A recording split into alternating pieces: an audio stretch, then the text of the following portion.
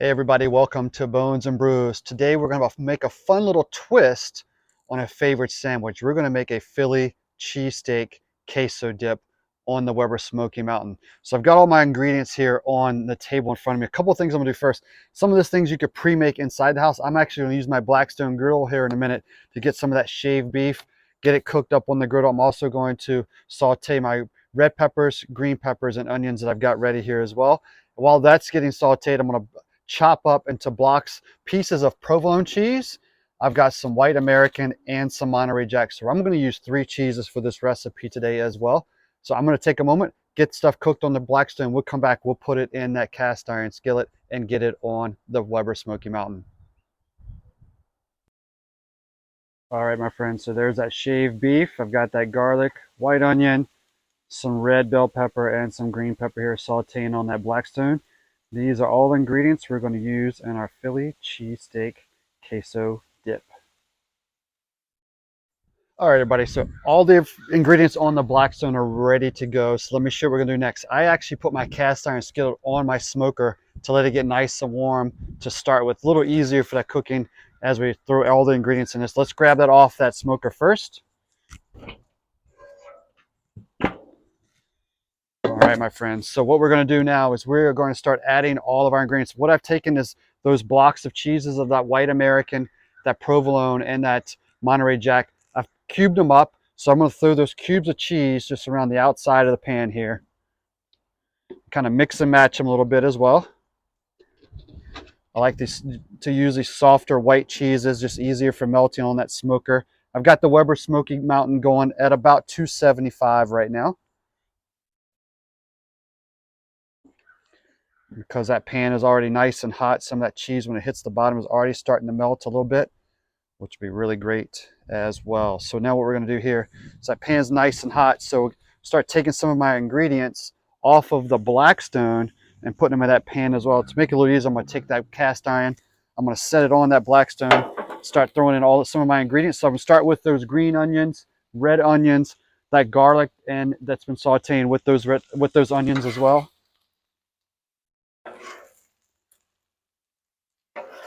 And don't worry about how you throw it in the pan, to be honest, folks, because you're going to come back and mix together anyway once all those cheeses get melted.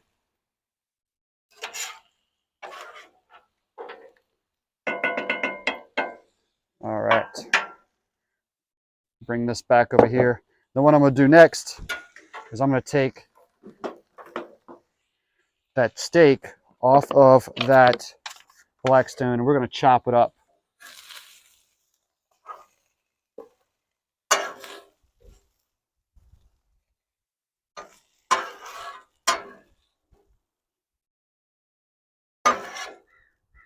All right, there we go, my friends. So that's shaved steak meat that we were using, but we want to chop it up here.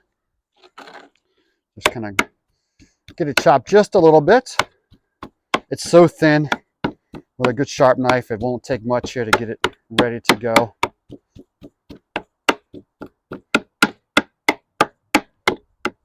All right, we're going to take all that meat and throw it right on top of there as well.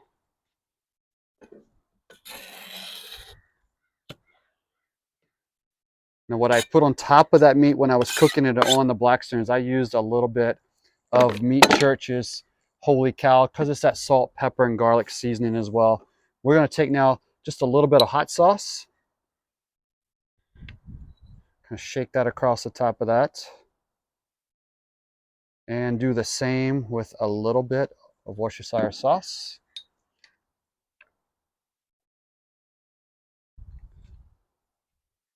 And then I'm going to give it just another light coating of that Holy Cow. All right, my friends. So we're going to take that, put that glove back on because that pan is super hot. Throw it back on that Weber Smoky Mountain. Should take about an hour. About halfway through, I'm going to come in and stir it a little bit and mix those cheeses and all those ingredients together. We'll check it out when it's done. All right, taking a look at that queso on the smoke. I just stirred up those cheeses. We've got about 20 more minutes and then we're going to enjoy this queso dip. All right, friends, that queso is ready to go. So let's get started. I'm so glad to taste this one. Ooh. Cheese is just bubbling hot. Look at that, my friends. Oh yeah, you can see that meat in there, all those peppers. It just has that smell of that Philly cheesesteak. Oh, this is gonna be so good. So when you serve this, you want to definitely serve it warm and serve it with, I toasted some bread. So I cut off a couple pieces of bread here, toasted bread. You can serve with pita chips, tortilla chips, probably something a little thicker, a little heartier, because this is a thicker and a thicker dip for you as well. So if thinner, put like a tortilla chip, a thin chip, probably just gonna break right in that dip. So I'm actually gonna grab myself a spoon, got myself a thick piece of toasted bread, nice and crispy here as well. Make sure I get a little bit of that meat, some of those peppers, onions. Oh yeah. Woo. I have a feeling this is gonna be piping hot. Hoping I don't burn the top of my mouth, my friends. Let's give it a taste test.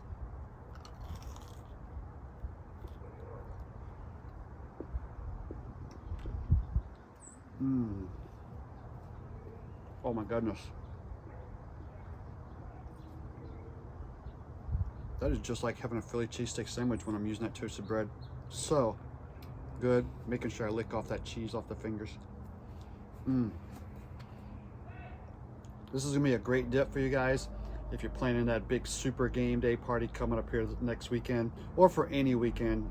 Just a great appetizer, great twist on a smoked queso in the backyard as well. You can also make this inside on the oven. You don't have to make it outside. I just like that smoky taste inside that queso as well, because we love cooking outside here. So like always, remember to subscribe to the channel, like the episode, share it with friends. We'll see you guys again